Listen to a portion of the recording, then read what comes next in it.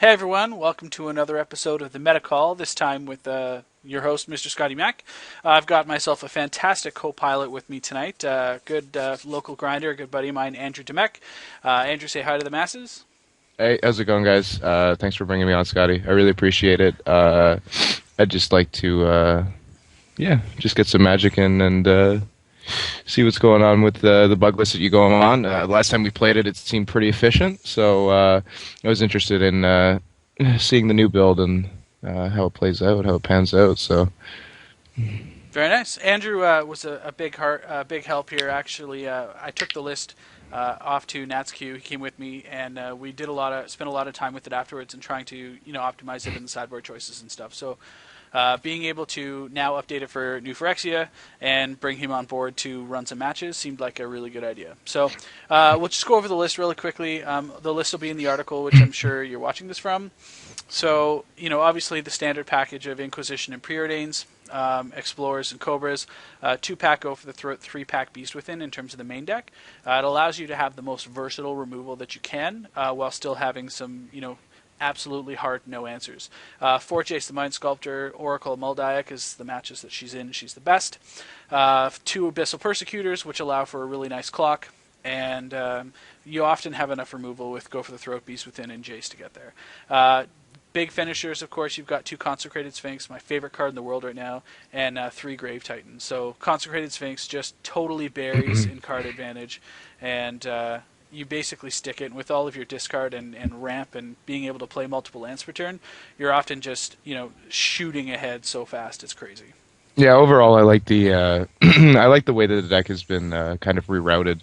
And just the threat density, just how everything's like panned out a little bit and stretched out a little bit more than it was prior to that. Like, it's obviously playing a little bit more proactive cards than we were before. Like, it's not running Mana Leak. It's just switched to a little bit. A couple more options where, like, the Titan count has been up, the Consecrated Sphinx count has been up, and like just where Abyssal Persecutor kind of sits on the curve as well. It's pretty exciting with this list, like being able to go from 2 to 3, especially on the play. Like, I personally I've always liked the card. It's kind of awkward in the context of the format every once in a while, but when it's good, and we'll just kind of see how it pans out today. Yeah. Because I've always felt like it's been a pretty powerful card. It obviously sometimes fails the Jace test, just where it sits on the curve, but like for the most part, it's a huge clock and it's a must answer threat. So you got it. And I mean, often we're finding ourselves in situations where we're giving our opponents a 3/3, having a big, huge 6/6 to answer it is pretty good, especially like you said, off a Cobra fetch land. So. Yeah, and a lot, and like just as well, like being able to go from like turn 2 Cobra to turn 3 fetch land. It's pretty pivotal that you can actually create 5 mana on that turn and protect a lot of a lot of the plays like that. Being able to Inquisition as well, so like it's pretty interesting to like. It's just worth noting, right? So Yeah. you can protect a lot of the plays, which is neat. So we've got access, obviously, to the best man land, like why bug over rug.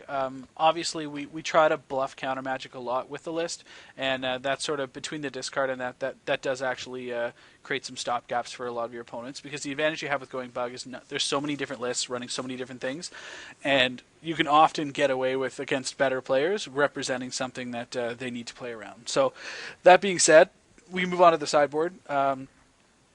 Obviously, we've got 3 Disfigures, just early, simple removal, which helps against all of those red decks, as well as all of the white rush decks and stuff that are relying on little, grizzly bears to kill you. 2 Go for the Throats, obviously.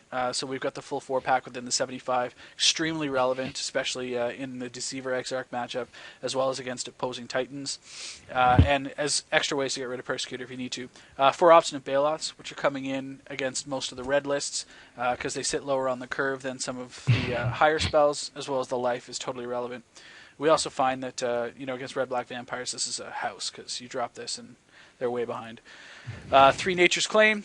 A nod to all of the enchantment and artifacts. Between the 3 Beast Withins and the 3 Nature's Claims, you have a lot of ways to destroy artifacts and enchantments at instant speed, so that's also very valuable.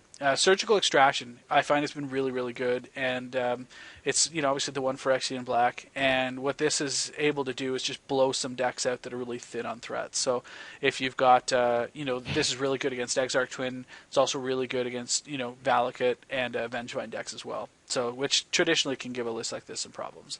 And then the last one is 2 duress. I mean, some of the biggest cards that you want to make sure you're dealing with, indeed, are non-creature spells. So you're looking at Batterskull.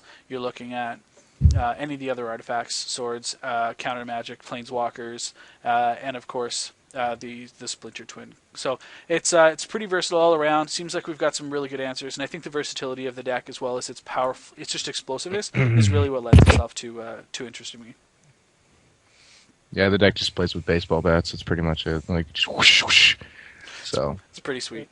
yeah. So anyway, so that's the list, and what we'll do now is we'll take it through a couple cues and see what you think.